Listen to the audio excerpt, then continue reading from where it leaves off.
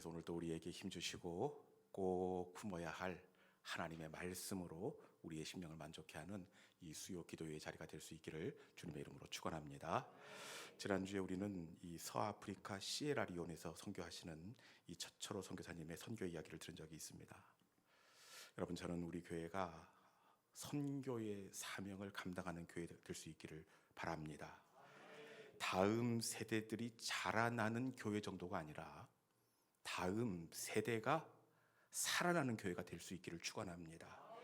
한간에는 이 전체적인 나라의 인구 감소가 교회 학교가 문을 닫고 있다 이렇게 얘기하지만, 여러분, 진짜 이유는 인구 감소가 아니라 다음 세대를 감당할 교회가 없기에, 다음 세대에 대한 관심이 시들어졌기에 교회 학교의 형편이 어려워진 겁니다.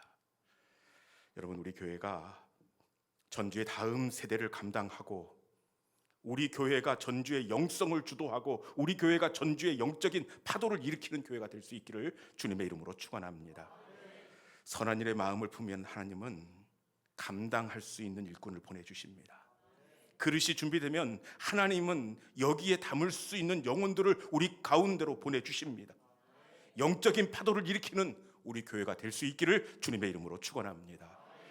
오늘 본문은 우리가 잘 아는 이 실로암 소경의 이야기를 배경으로 하고 있습니다.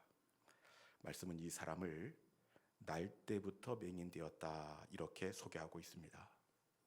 날 때부터, 태어나면서부터 단 한 번도 새벽을 맞아본 적이 없습니다.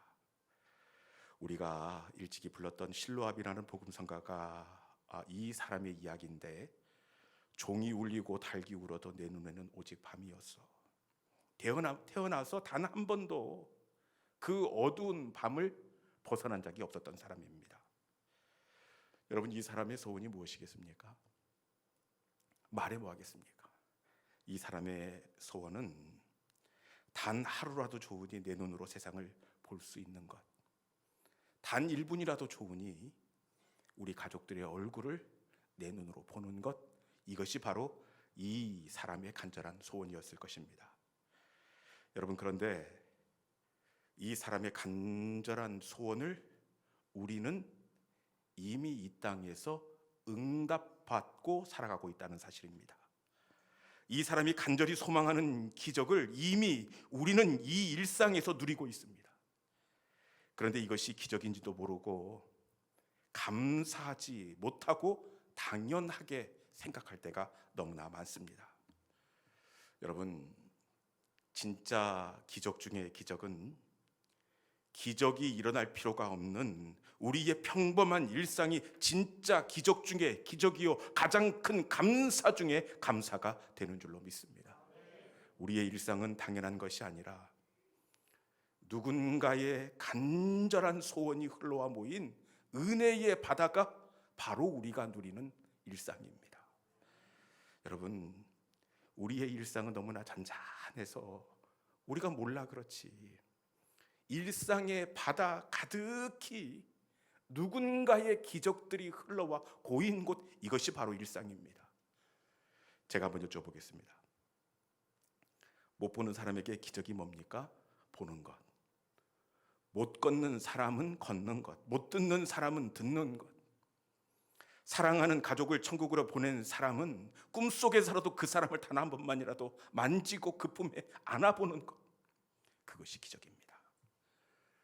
여러분, 그런데 누군가의 이 기적들을 어떻게 하고 있습니까? 이미 우리들의 일상 속에서 당연하게 누리고 있다는 사실입니다. 일상은 아무 일도 일어나지 않는 평범한 삶이 아니라, 일상은 누군가의 기적이 흘러와 너무나도 자연스럽게 고요하게 고인 기적의 바다가 바로 일상입니다. 이 시간, 일상이 기적으로 보여지는 영안이 열릴 수 있기를 주님의 이름으로 축원합니다. 그 어떤 기적이 필요가 없는 고요하고 평온한 일상을 주심이 가장 큰 은혜 중에 은혜임을 소리 높은 찬송으로 올려드리는 이 시간이 될 수 있기를 주님의 이름으로 축원합니다. 여러분, 이 사람이 앞을 못 보는 것도 참 어렵습니다. 태어나서 단 한 번도 못 봤던 그 시간 참 어렵습니다. 그런데 이 사람을 더 어렵게 하는 것이 있는데, 이 사람의 하는 그 직업이 무엇인지를 알면 마음이 애잔해 옵니다. 이 사람의 직업이 무엇입니까? 8절 말씀해 보니까 이가 구걸하던 자가 아니냐. 구걸하던 자. 이 실로암 소경은 바로 구걸하는 거린이었습니다. 여러분, 앞을 못 보는 것도 서러운 일인데 누군가의 동정을 받고 살아야 하니 참 기구한 운명이 아닐 수가 없습니다. 구걸하는 것도 어려운데 이것보다 더 어려운 일이 있습니다. 그것은 이 맹인을 쳐다보는 주변 사람들의 시선입니다. 주변 사람들이 맹인들을 어떻게 바라보고 있느냐? 우리 본문 9장 2절에 있는 말씀 같이 한번 읽어볼까요? 주변 사람들이 어떻게 바라보기에 그들의 시선이 맹인의 마음을 이렇게 아프게 하는지 본문 9장 2절에 있는 말씀 같이 한번 읽어보겠습니다. 자, 시작.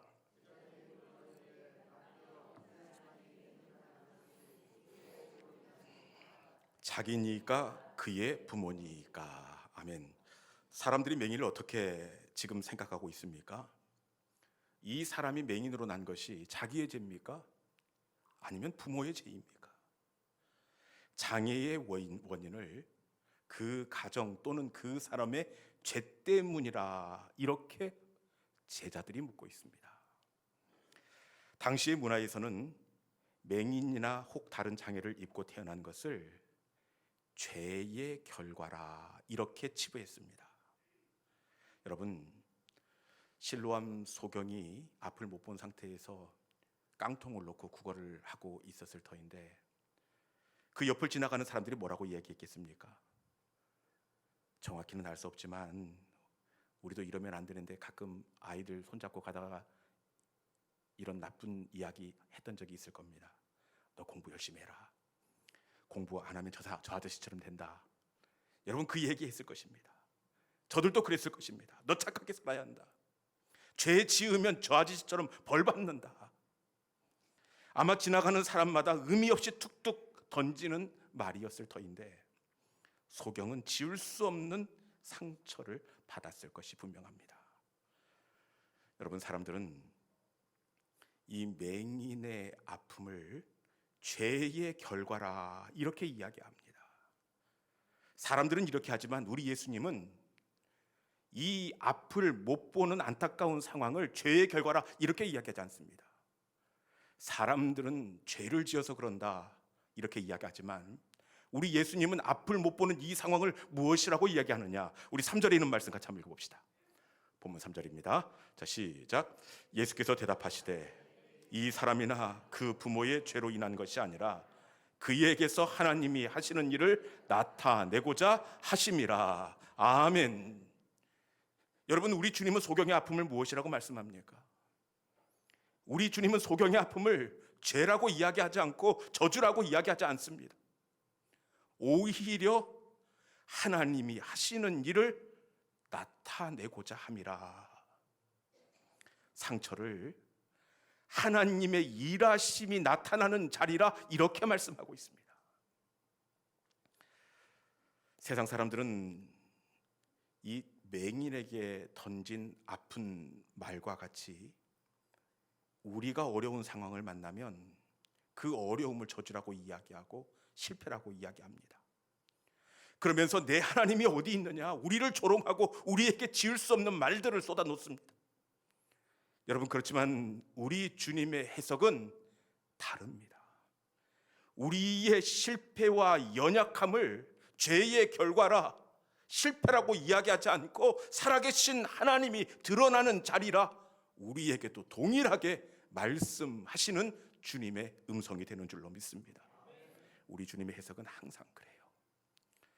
지나가는 사람들은 의미 없이 죄 지어서 그렇게 되었다, 너가 실수해서 이 결과를 얻었다 이렇게 이야기하지만 우리 주님은 항상 그 아픔의 자리를 믿음의 자리로 말씀하시고 하나님의 영광이 드러날 자리라 이렇게 말씀하시는데, 심지어 나사로가 죽을 병이 들었음에도 우리 주님이 뭐라고 얘기하느냐? 세상 사람들은 뭔가 잘못을 했으니까 저 집 장남이 죽을 병이 걸렸지, 이렇게 수군거립니다. 그런데 이 상황 가운데서도 우리 주님은 뭐라고 말씀하시느냐? 요한복음 11장 4절에 이런 말씀 같이 한번 읽어볼까요? 자, 시작. 예수께서 들으시고 이르시되 이 병은 죽을 병이 아니라 하나님의 영광을 위함이요 하나님의 아들이 이로 말미암아 영광을 받게 하려 함이라 하시더라. 아멘. 우리 주님께서 뭐라고 말씀하십니까? 세상 사람들은 죽을 병이라고 이야기하지만 우리 주님은 하나님의 영광이 드러날 자리라 이렇게 말씀하고 있습니다. 이것이 아픔에 대한 우리 주님의 해석입니다. 세상은 아픔을 저주라고 이야기하고 항상 실패라고 이야기하지만 우리 주님은 하나님의 살아계심이 드러나는 자리가 될 것이며 그 자리를 통하여 하나님의 영광이 크게 드러날 것이라 이렇게 말씀하고 있습니다. 여러분, 이 시간 아픔과 막힘에 대한 해석이 새로워질 수 있기를 주님의 이름으로 축원합니다. 맹인은 이 주님의 말씀이 마음에 쏙 들어와 박혔습니다. 사람들은 죄지어서 그런다, 너는 저주받은 인생이라 그렇게 이야기하는데 우리 주님은 하나님의 일하시는 자리야. 그 자리를 통하여 하나님께서 영광 받으시기 위하여 이 연약한 시간들을 만난 거야, 이렇게 이야기하니 맹인이 얼마나 감동이 되고 소망이 되었겠습니까? 맹인은 주님의 말씀을 붙잡았습니다. 맹인이 주님의 말씀을 붙잡자 평소 같으면 참 아프게 다가왔을 주변의 이야기일 텐데도 불구하고 전혀 마음이 쓰이질 않습니다. 어떻게 할 수 있느냐? 우리 주님께서 소경의 눈에 왜 이렇게 하셨는지 모르겠는데 진흙을 바르는데 그냥 바르지 않고 진흙 얹고 침을, 참 이거 설교 시간에 해볼 수도 없고 걸쭉하게 반죽을 해서 일로 와 그리고는 양쪽 눈에 팬더처럼 이렇게 발라줍니다. 그리고는 실로암에 가서 씻으라 이렇게 이야기하는데 본문의 자리에서 실로암까지는 약 700m 떨어진 거리를 이렇게 놓고 있습니다. 여러분, 700m까지 안 그래도 보기에 영 부담스러웠는데 왜 그 진흙은 눈에다 이겨가지고 더듬거리고 이렇게 700m를 걸어가면 옆에 있는 사람들이 뭐라고 하겠습니까? 야, 정신이 이상해졌다, 미쳐도 단단히 미쳤다, 비웃음과 조롱을 쏟아놓지 않았겠습니까? 그런데 여러분, 이 이야기가, 이 소경은 전혀 귀에 거슬리지가 않습니다. 왜냐? 이 아픔이 주님이 일하는 자리가 될 거야. 하나님의 영광이 드러나는 자리가 될 거야. 이 약속을 붙잡을 때 그 어떤 조롱과 비웃음도 이길 수가 있었습니다. 여러분, 연약함의 자리가 어떤 자리인지를 아는 사람은 그 어떤 주변의 이야기에도 마음을 빼앗기지 않게 될 줄로 믿습니다. 여러분, 사도 바울에게도 참 많은 연약함의 시간들이 있었습니다. 사도 바울에게도 참 많은 연약함의 시간들이 있었어요. 예수 믿는 사람을 잡아 죽이는 일에 앞장섰던 과거를 가지고 있었고, 선교사로서 치명적인 이 건강의 문제도 있었습니다. 그런데 이 약한 시간을 사도 바울이 뭐라고 이야기하느냐? 이 약한 시간들을 원망하고 불평할 것 같은데 사도 바울은 오히려 이 약한 것을 기뻐한다고 고백하고 있습니다. 왜 약한 그때를 내가 오히려 기뻐한다 이렇게 얘기하느냐? 고린도후서 12장 9절에 있는 말씀 같이 한번 읽어봅시다. 같이 읽어볼까요? 자, 시작. 내게 이르시기를 내 은혜가 내게 족하도다. 이는 내 능력이 약한 데서 온전하여 짐이라 하신지라. 이러므로 도리어 크게 기뻐함으로 나의 여러 약한 것들에 대하여 자랑하리니 이는 그리스도의 능력으로 내게 머물게 하려 함이라. 아멘. 사도 바울이 왜 약한 것을 자랑하느냐? 그 이유는 그리스도의 능력이 내게 머물게 하려 함이라. 약함의 자리에 그리스도의 능력이 머물렀기 때문입니다. 여러분, 바울이 바울 될 수 있었던 것은 바울이 강해서가 아니라 도리어 약했기 때문에 그래요. 약함의 시간이 찾아올 때마다 천부여 의지 없어서 두 손을 들고 하나님의 긍휼을 구하며 주님 앞에 엎드릴 때 그리스도의 능력이 그에게 찾아와 머물게 되었습니다.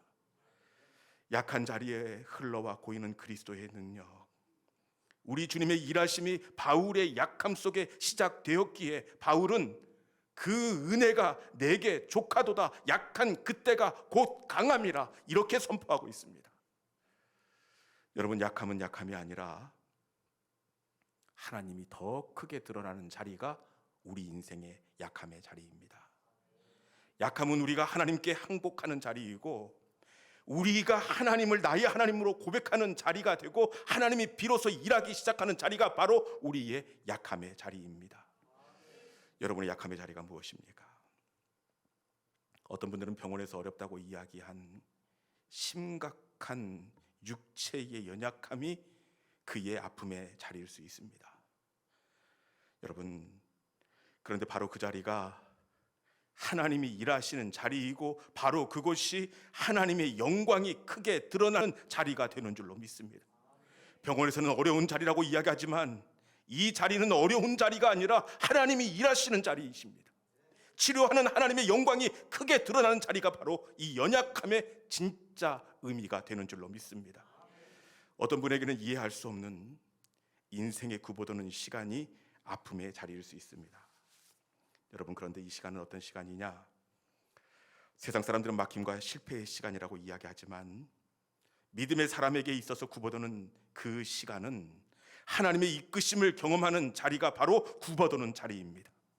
하나님의 손목을 만나는 자리가 구보도는 자리이고, 나를 내려놓고 하나님을 온전히 힘입는 자리가 바로 인생의 구보도는 시간입니다. 여러분, 이 시간 약함에 대한 의미가 새로워질 수 있기를 주님의 이름으로 축원합니다. 이제 말씀을 정리하겠습니다. 소경의 가장 큰 소원은 뭐죠? 보는 것입니다. 이것이 그 사람의 간절한 기도의 제목인 동시에 일생을 가슴에 품고 지내온 기도 제목이었습니다. 여러분, 그런데 이 사람의 기도의 제목을 우리는 이미 응답받고 살아가고 있습니다. 이 기적을 우리는 날마다 누리고 있으면서 감사하지 않습니다. 일상은 가장 큰 감사의 이유가 되는 줄로 믿습니다. 일상은 아무 일도 일어나는 자리가 아니라 기적이 흘러와 고인 너무나 평범한 기적의 바다가 바로 일상입니다. 일상에 대한 감사와 감격이 새로워질 수 있기를 축원합니다. 우리 주님은 소경의 이 어두움의 자리를 뭐라고 이야기합니까? 세상 사람들은 누구의 죄니까?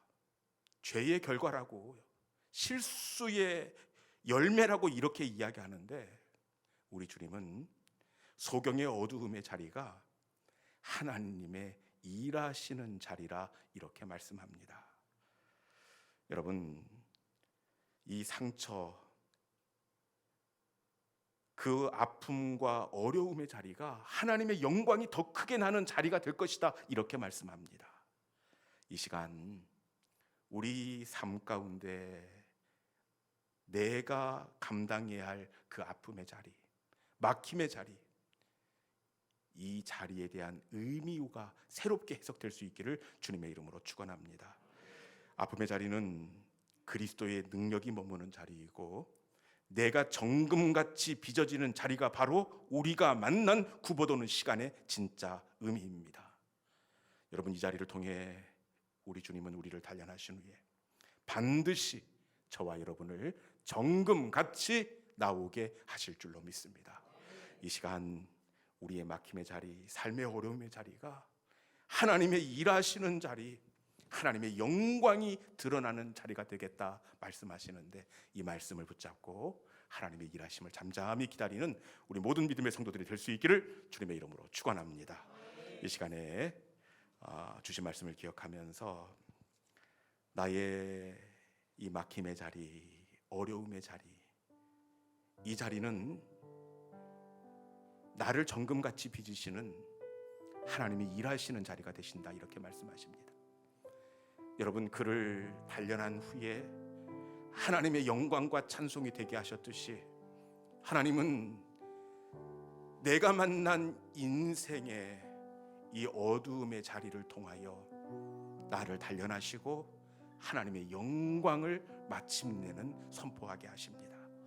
이 시간 그 소망을 담으면서 주가 보이신 생명의 길, 우리 함께 찬양하도록 하겠습니다.